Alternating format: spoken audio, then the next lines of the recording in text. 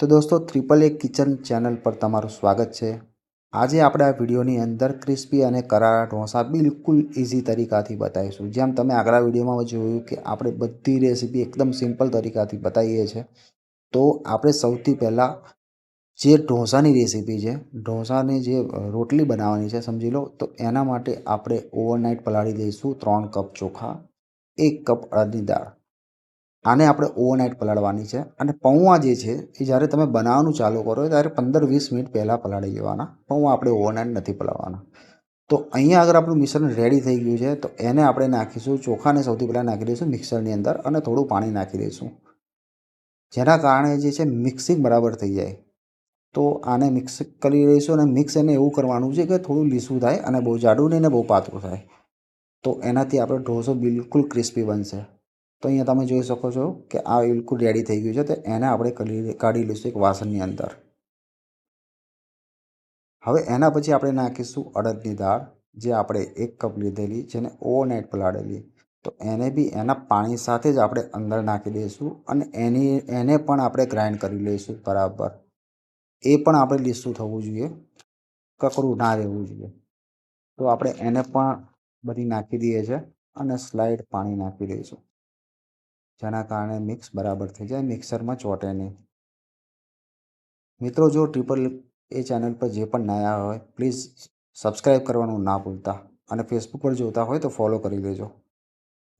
તો આપણે અહીંયા આગળ આ બધું મિશ્રણ કરી લીધું છે અને આને પણ આપણે જોઈ શકો છો તમે કેવું ચીપચીપું થઈ ગયું છે અને કેવું ઘટ થઈ ગયું છે। બસ આ રીતનું તમારે આ રાખવાનું છે।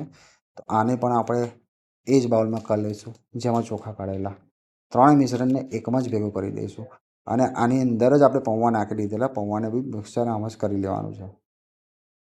તો હવે આપણે બનાવીશું ઢોસા માટેનો મસાલો, જે આપણે અંદર ફિલિંગ કરવાનો છે ઢોસાની અંદર। એના માટે આપણે મસાલો અહીંયા તૈયાર કરી રહ્યા છે। તો સૌથી પહેલાં એક કઢાઈની અંદર લઈ લઈશું 2 પરી જેવું તેલ। તેલ ગરમ થવા દઈશું, તેલ બરાબર ગરમ થઈ જાય એના પછી આપણે સૌથી પહેલાં નાખીશું લીલા મરચાં। પ્રોસેસ બિલકુલ સ્ટેપ બાય સ્ટેપ જોજો, બહુ ઇઝી છે બનાવવા માટે, અને આપણા ચેનલની અંદર હર એક વિડીયો ઇઝી તરીકાથી જ બતાવવામાં આવશે। તો ચેનલને સબસ્ક્રાઈબ કરવાનું ના ભૂલતા, ફેસબુકમાં જોતા હોય તો ફોલો કરવાનું ના ભૂલતા, વિડીયોને અમારા લાઈક કરી દેજો અને એક સરસ મજાની કમેન્ટ કરી દેજો। તો લીલા મરચાં નાખ્યા પછી આપણે અહીંયા નાખ્યું છે રાઈ અને જીરું। આ ત્રણેય વસ્તુને આપણે બરાબર સાંતળી લઈશું। એને સાંતળ્યા પછી આપણે અહીંયા આગળ 2 મોટી ડુંગળી લીધી છે, આ ડુંગળીને પણ અંદર નાખી દઈશું અને એને બરાબર આપણે ફ્રાય થવા દઈશું એટલા તેલમાં।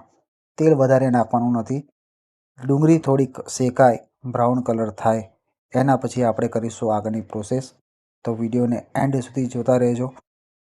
એના પછી આપણે અંદર બધા મસાલા નાખી દઈશું। મસાલામાં બહુ બધું નથી નાખવાનું, ફક્ત હળદર નાખવાની છે, થોડુંક નમક નાખવાનું છે સ્વાદ અનુસાર। તો આ આપણી ડુંગળી જે છે એ બિલકુલ ફ્રાય થઈ ગઈ છે। અંદર થોડુંક અમથું પાણી નાખીશું, જેનાથી થોડુંક રસેદાર ને ઢીલું બને આપણું જે પણ આપણે ખીરું બનાવવાનું છે અંદર ફિલિંગ કરવા માટે। તો આ બધી પ્રોસેસ થવા દેવામાં થોડોક ટાઈમ લાગશે। અમે વિડીયો કટ કરીને બનાવીએ છીએ કે લાંબો ના થાય વિડીયો। તો આના પછી આપણે નાખી દઈશું જે બટાકા બોઇલ કરેલા, એને આપણે બિલકુલ ક્રશ કરીને અંદર નાખી દઈશું અને બરાબર આ મિશ્રણને મિક્સ કરી લઈશું। આપણો મસાલો લગભગ તૈયાર છે, કેમ કે બટાકા પહેલાંથી બોઇલ કરેલા હતા, મસાલા આપણે અંદર નાખેલા હતા। તો આ બધું મિશ્રણ જે છે એ જ આપણા ઢોસાનું ફિલિંગ છે। તો હવે આપણે સાંભાર બનાવીશું। સાંભાર માટે આપણે સૌથી પહેલાં તપેલીની અંદર 2 થી 2.5 પરી તેલ નાખીશું। તો સાંભાર માટે હવે સૌથી પહેલાં આપણે એક તપેલીની અંદર 2 થી 2.5 પરી તેલ નાખીશું, એને ગરમ થવા દઈશું। એની અંદર 1 નાની ચમચી રાઈ આપણે એની અંદર નાખી દઈશું જ્યારે તેલ ગરમ થઈ જાય પછી એને બરાબર આપણે તતડવા દઈશું, મતલબ શેકાવા દઈશું સમજો। અને એની અંદર આપણે હિંગ નાખીશું ચપટી જેટલી, એના પછી 2 લાલ આખા મરચાં નાખી દઈશું સૂકા, જેનાથી ટેસ્ટ બહુ વધારે પડતો સારો આવે છે। થોડીક ચપટી હળદર નાખીશું અને 1 આખું ટામેટું સમાર્યું હતું અમે, જે આની અંદર નાખી દીધું છે અને આ બધાને આપણે સારી રીતે હલાવીશું। ટામેટાનું પાણી છૂટે, ટામેટાં કમ્પ્લીટ શેકાઈ જાય એના પછી આપણે આગળની પ્રોસેસ કરવાની છે. સિમિલર ટુ આપણે દાળ બનાવીએ છીએ એને સિમિલર જ હોય છે, પણ વિડીયો આખો જોજો. આમાં થોડુંક પાતળી કરવાની હોય છે, જે હું તમને આગળ બતાવીશ. સ્વાદ પ્રમાણ આપણે નાખી દઈશું આમાં લાલ મરચું. કશ્મીરી મરચું પણ તમે નાખી શકો છો જો તમારે લાલ કલર વધારે જોઈતો હોય તો. એ તમારી ઈચ્છા પ્રમાણે છે. તો આ બધા મિશ્રણને હલાવતા રહીશું. મસાલો શેકાઈ જાય એના પછી તુવેર દાળ જે મિક્સરમાં પીસી હતી, જેની અંદર આપણે થોડું પાણી નાખ્યું હતું, એ આપણે અહીંયા મિશ્રણ આપણે નાખી દઈશું અને આને બિલકુલ આપણે ઉકળવા દઈશું. બિલકુલ એને શેકાવા દઈશું, પકાવવા દઈશું. ત્યાં સુધી આપણે વેઇટ કરવો પડશે. જ્યારે એ રેડી થઈ જાય એના પછી આપણે થોડું ઘણું પાણી નાખવાનું છે, જે હું તમને આગળ વિડીયોની અંદર બતાવીશ. તો આના પછી આપણે અંદર નાખી દઈશું થોડા ધાણા, જેનાથી ગાર્નિશિંગ અને સારું પણ લાગશે, ટેસ્ટ પણ આવશે. અને જે પાણી આપણે ધાણા ધોયા હતા એનું જ પાણી આપણે એમાં નાખી દીધું છે. દાળ જેટલી જાડી નથી કરવાની, આ થોડીક પાતળી હોય છે, તો એ રીતે એને પાતળી કરી દેવાની. થોડુંક આમચૂર પાવડર બી તમે નાખી શકો છો, તમારે નાખવું હોય ટેસ્ટ અનુસાર. અને તમે ચાહો કે ગુજરાતી જેવી તીખી દાળ થાય તો તમે એ રીતે પણ કરી શકો છો. પણ વધારે પડતું સારી આની અંદર આ જ દાળ લાગે છે, જે સંભાર આવે, પાતળો આવે, એ જ આપણે બનાવ્યો છે. તો અહીં આગળ આપણે ઉપર પણ ધાણા નાખી દઈશું. તો આપણી સંભાર જે છે એ બિલકુલ રેડી થઈ ગયો છે. અને એના પછી આવે છે ખોપરાની ચટણી, જે બનાવવી બિલકુલ ઇઝી છે. અમે અહીંયા લીધું છે છીણેલું ખોપરું, લગભગ 100 ગ્રામ જેટલું. સિંગદાણા લીધા છે લગભગ 25 કે 30 ગ્રામની આજુબાજુ. 3-4 આખા લીલા મરચાં લીધા છે અને ધાણા લીધા છે. આ બધું મિશ્રણ એકમાં નાખી દીધું છે મિક્સરની અંદર. સ્વાદ અનુસાર નમક નાખીશું. તમે અહીંયા ચાહો તો આખું કોપરાનું પણ છીણ કાઢી શકો છો. અમે છીણ રેડી આવ્યા હતા તો એ નાખ્યું હતું અને સાધારણ પાણી નાખીશું અને એને પીસી લઈશું બરાબર. પીસ્યા પછી તમારી કોપરાની ચટણી બિલકુલ રેડી છે, જે ઢોસાની અંદર આપણે નાખીને ખાવાની છે. પણ હજુ એક પ્રોસેસ બાકી છે આ ચટણીની અંદર, એ હું તમને અહીંયા બતાવું કે એક નાની કઢાઈની અંદર અમે અહીંયા લીધું છે 1 ચમચી જેટલું તેલ. એની અંદર આપણે રાઈ નાખી દીધી,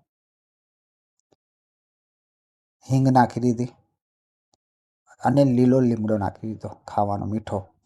બસ આટલું ગરમ થાય એટલે તમારે ચટણીની અંદર નાખી દેવાનું છે અને ચટણી તમારે બરાબર હલાવી દેવાની છે. આનાથી ટેસ્ટ એકદમ લાજવાબ આવી જશે આ ચટણીનો અને ઢોસાની અંદર તમારે રંગત આવી જશે. બસ આપણો ઢોસો બિલકુલ રેડી છે. અહીંયા આપણો સાંભાર રેડી છે, ચટણી રેડી થઈ ગઈ છે. તો હવે આપણે ઢોસો બનાવીશું. જે આપણે ઢોસાની જે પ્લેટ રોટલી જે બનાવવાની છે, સાદી ભાષામાં કહીએ તો એ પણ બિલકુલ ઇઝી છે. પહેલાં તો તમે તવો લઈ લો, જેની અંદર તમારે ઢોસો બનાવવાનો હોય. તો એ ઢોસાની તવેની અંદર આપણે થોડુંક સાધારણ પાણીવાળું ટીશ્યુ યા કપડું કરીને એને સાફ કરી લઈશું. આ જરૂરી છે. એના પછી આપણે જે મિશ્રણ બનાવેલું એ આની અંદર ધીરે ધીરે ધીરે ધીરે પાથરીશું. જો અંદર જગ્યા પડી જાય, હોલ પડી જાય, તો તમારે એ જગ્યા પાછી ફિલ કરી દેવાની. એને કાણું નહીં પડવા દેવાનું. અહીંયા તમે જોઈ શકો છો આપણે બધી બાજુ, ચારે બાજુ સરખું થઈ ગયું છે. ઉપરથી સાધારણ તેલ નાખી દો. બહુ ઓછું તેલ નાખવાનું છે, ખાલી ચોંટે નહીં એના માટે. બહુ વધારે પડતું તેલ યુઝ નથી કરવાનું આની અંદર. તો આપણે એક સાઈડ તેલ નાખી દીધું છે. ઢોસાની તો તમને ખબર જ હશે કે આને બે બાજુ તો કંઈ ફેરવવાનો હોતો નથી. તો અહીંયા આગળ જે આપણે તેલ નાખ્યું એના જે નાના નાના હોલ છે ને, એની અંદરથી તેલ પાર જતું રહે છે. તો એના કારણે આપણો ઢોસો ચોંટતો નથી. તો અહીંયા આગળ તમે જુઓ છો એકદમ વ્યવસ્થિત, કડક અને ક્રિસ્પી. તમે જુઓ આમ તબેથી અડાઈએ છે તો બિલકુલ કડક રીતે ઊભો થાય છે. તમે જુઓ એક જ હાથથી આખો ઢોસો એની ઉપર કવર થઈ જાય છે. એનો મતલબ કે આપણો ઢોસો જે છે એકદમ ક્રિસ્પી ને એકદમ કરારો થયો છે.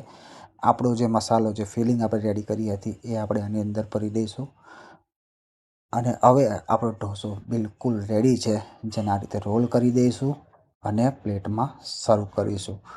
દાળ સાંભાર સાથે અને કોપરાની ચટણી સાથે. જો તમે તીખાશપણું વધારે જોતું હોય ને, તો લાલ મરચાંની ચટણી આની સાથે ખાજો. એક પ્લેટની અંદર ઢોસો તમે તોડજો, કોપરાની ચટણી નાખજો, સાંભાર નાખજો અને એ લાલ ચટણી નાખજો, તમને મજા પડી જશે બોસ. તો આપણો ઢોસો બિલકુલ રેડી છે.